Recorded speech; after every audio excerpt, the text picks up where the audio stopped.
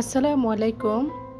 আমি আসমার সংসারে সবাইকে স্বাগত।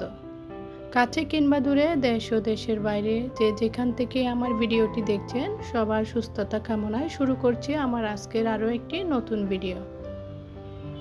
ইদানিং আমার ছেলেরা মোমো পছন্দ করতেছে, তো ওদের পছন্দর কথা চিন্তা করে আমি মোমোগুলা বানিয়ে নিছি, আর সাথে পাউরুটি দিয়ে ডিমের টোস্ট বলি আমরা, সেটাই বানিয়ে নিছি।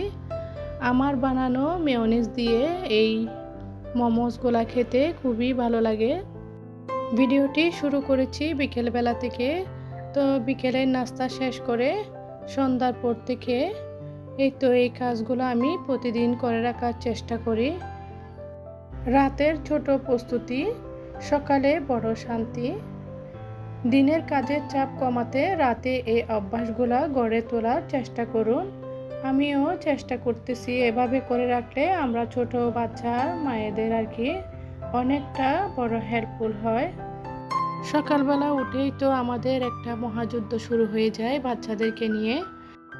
এর মধ্যে যদি আবারও রুটি বানিয়ে নাস্তা বানিয়ে ছেলেদের খাওয়ানো হয়, তখন তো অনেকটা কাজের চাপ হয়ে যায়। তো সেজন্য সন্ধ্যার পরে রাতের দিকে রুটিটা বানিয়ে রাখলে সকালে একদম আরামে নাস্তাটা করা যায়।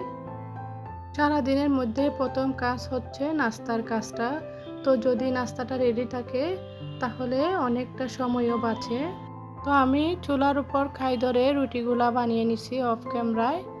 তো এই তো আমার রেডিমেড পরোটার যে পেপারগুলা থাকে সেই পেপারগুলা রেখে দিছি আমি। তো একটার উপর একটা রুটি রেখে এভাবে ফ্রিজে রেখে দিব। আমার রুটিগুলা 2-3 দিন চলে যাবে।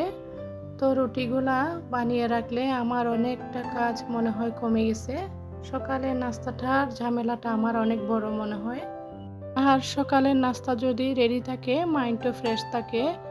তো অনেক সময় দেখা যায় নাস্তা রেডি না থাকলে মাথায় অন্যরকম একটা টেনশন কাজ করে, কি বানাবো, কি খাওয়াবো বাচ্চাদেরকে।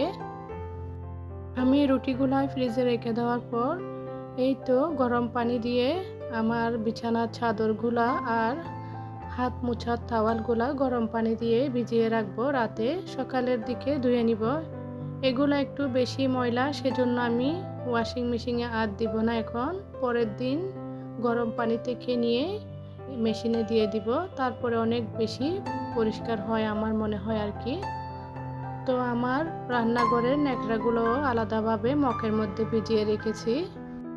গরম পানি দিয়ে ভিজিয়ে রাখলে ময়লাগুলা সহজে বের হয়ে যায়। তারপরে আমি চলে আসছি বারান্দায়। বারান্দার কাপড়গুলা উঠিয়ে নিয়ে আমি এখন ভাঁজ করে নিব। তো সন্ধ্যার পরে রাতের দিকে আমার অনেকটা সময় থাকে, তো কাজ করতেও অনেক ভালো লাগে। না হলে দুপুরের দিকে আমার অনেক কাজের চাপ থাকে, তার উপরে আবার রান্না বান্না ঘর গুছানো সব মিলিয়ে হিমশিম খেয়ে যায় একার পক্ষে। আমরা যারা একা হাতে হেল্পিং হ্যান্ড ছাড়া কাজ করি, তাদের জন্য রাতের কিছুটা কাজ গুছিয়ে রাখতে হয়। না হলে সবগুলা কাজ গুছিয়ে বাচ্চা সামলিয়ে নিজের শরীরের উপর প্রেশারাইজ পড়ে যায়। এখন আমি কাপড়গুলা ভাঁজ করে নিয়ে জায়গা মতো রেখে দিব। ছেলেদের ওয়ার্ড্রোবে রেখে আমারগুলা আমার ওয়ার্ড্রোবে রেখে দিব। ভিডিওর এই পর্যন্ত আমার মিষ্টি প্রিয় আপুরা কে বা কারা আছেন জানি না, প্লিজ ভিডিওতে একটি লাইক দিয়ে কন্টিনিউ করে যাবেন আর ফুল ওয়াচ করে দেওয়ার চেষ্টা করবেন। আর আমার নতুন বন্ধুরা যারা আমার সাথে যুক্ত হচ্ছেন তাদেরকে জানাচ্ছি অসংখ্য ধন্যবাদ। এভাবে আমার পাশে থেকে আমাকে সাপোর্ট করে যাবেন, আমিও আপনাদেরকে ফুল সাপোর্ট দিয়ে যাব। তো আমি এদিকে সকালে কি রান্না করব মানে দিনের জন্য, তো সেগুলাই রেডি করে নিচ্ছি। করলা ভাজি করব, সেটা কেটে একদম লবণ দিয়ে মেখে রেখে দিব। তো সকালবেলা উঠে এগুলা বের করে আমার রান্না করতে দেরি হবে না। তো পেঁয়াজও কিছু একদম ছিলে রেখেছি যাতে আমার কাটতে অসুবিধা না হয়। আমার মনে হয় এই কাজগুলো করে রাখলে আমি অন্য কাজে মন দিতে পারবো। না হলে রান্না আর ঘর গুছানোতে যদি আমি সময় ফেলে দিই, তাহলে বাচ্চাদের ছোট্ট একটা ভুলও আমার কাছে বিরক্তিকর বলে মনে হয়। এভাবে যদি আমি আগের দিন কিছু গুছিয়ে রাখি তাহলে বাচ্চাদেরও সময় দেওয়া যাবে। তো রাতের দিকে এখন এটা হচ্ছে মহরমের ভিডিও। মহরমের আমি কিছু রান্না বান্না করেছি আমাদের চিটাগংয়ে আর কি। মহরমের দিন খাওয়া দাওয়ার আয়োজন করা হয়, তো আমি অল্প কিছু আয়োজন করেছি কেননা আমি অসুস্থ আছি। অনেক আমার আপুরা হয়তো বা জানেন, পুরানো আপুরা আর কি। তো অসুস্থতার মাঝেও ছেলেদের জন্য পোলাও রান্না করেছিলাম। তো পোলাও আর কোয়াপের মাংস, আমাদের চট্টগ্রামের এটা কোয়াপের মাংস বলে। বড় বড় মাংসগুলাকে কেটে পেঁয়াজের মধ্যে ভাজি আমরা। তো অনেক মজা হয় এই মাংসটা। তো দেশি মুরগিটা আলু দিয়ে ঝোল করে রান্না করেছি, আর বিশেষ কিছু রান্না করলাম না কেননা অসুস্থ শরীর, আর বাচ্চারা রাতে অল্প একটু ভাত খাবে, তো সেজন্য বেশি কিছুর আয়োজন করিনি। কোনো মতে ওদেরকে ওদের পছন্দ মতো রান্নাটা করেছি শুধু।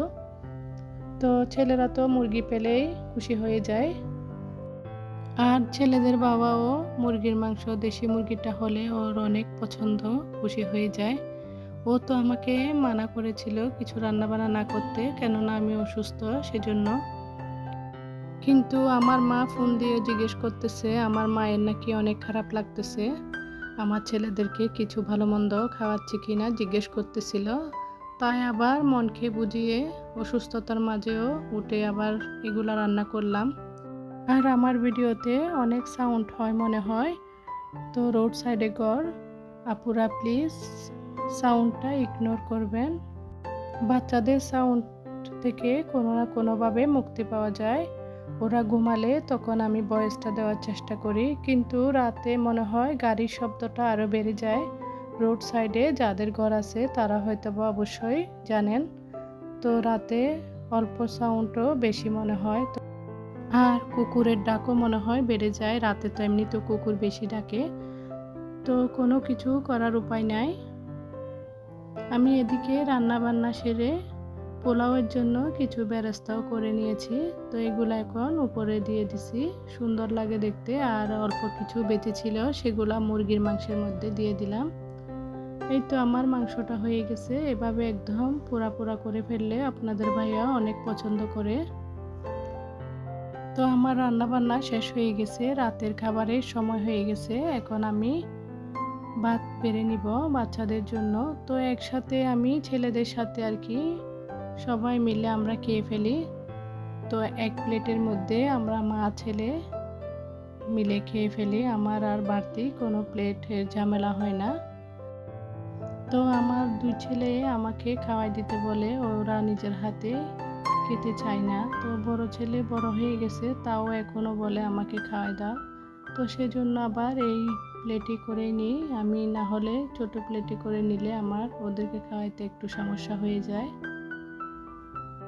ছেলেকে যতই বলি নিজের হাতে খাও না, আমার ছোট মেয়েটা এখন নিজের হাতে ওকে দিলে খায়, কিন্তু বড় ছেলে এখনও নিজের হাতে খেতে চায় না, ও আমাকে খাওয়াই দিতে বলে।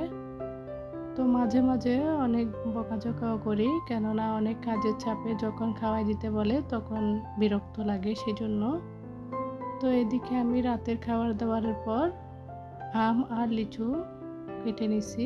লিচুগুলো এভাবেই ছিলে দিতে হয়, না হলে ওরা চারপাশে লিচুর রস ফেলে একদম চারপাশ আমার ঘরের ফ্লোরটা নষ্ট করে ফেলে।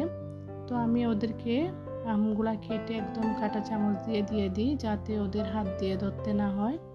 না হলে দেখবেন আমের রস কিংবা লিচুর রস যেখানে পড়ে একটু আঠালো হয়ে যায়, তো একটা আনইজি লাগে, আমার ভালো লাগে না, সেজন্য আমি ওদেরকে এভাবেই দিয়ে দিই।